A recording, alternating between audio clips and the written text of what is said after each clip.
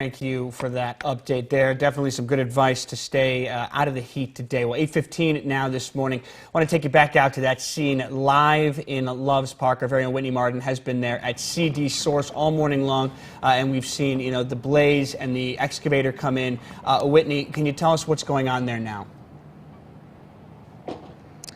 Yeah, so it's a much quieter scene than what we have been hearing now for the last hours. That excavator has come in and knocked down the front of the building. The plan is to really now get to the back of the building because there are still really some of these spots burning inside. Now, they were unable to really get a look at what that was like in there when they first arrived to the scene, and so this was what they felt like was the only way for them to be able to get in there. Now, we know this as CD Source, right? I mean, that's what we see, that iconic building as we're going down North 2nd Street. Jim Haggerty is one of our new feature reporters. You probably know that, one of our investigator reporters as well. But you were looking a little bit more into the history of this. What was it before CD Source? Well, you can see the construction. It looks like a hut. That's because it was a hut in the 40s. It started as an Army surplus store, and then, of course, I believe it was a theater starting in the 60s, I believe, and it showed various B-type movies, and I believe there was an adult theme for a while, a resale shop, and then most recently, I believe in 2018, it became CD Source.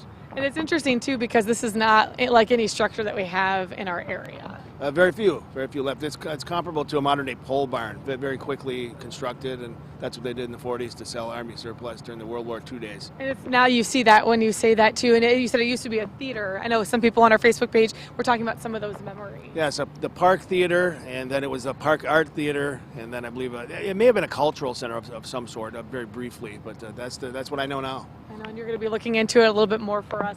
I will be. All right, we'll be checking Jim's reports here, also giving you a look here at that scene. As you can see, it's still smoldering. They have stopped for just a moment right now, but we know they're going to get things back up. Right over there is actually the state fire marshal. He has been in the scene for a couple of hours now. He was unable to actually get inside because it was just too dangerous. So, as for a cause right now, that is still unknown, David. We got to wait for him to actually feel safe enough to be able to get to some of those sources. Again, North 2nd Street still shut down. I think that will be the case here for the next hour or so, it sounds like. All right, Whitney, thank you. Yeah, as the battalion chief mentioned a few minutes ago, about another hour of closures there to be expected. And once again, appreciate Jim stepping in as well. We'll have his report on Eyewitness News. Is also on our website, mystateline.com. We're going to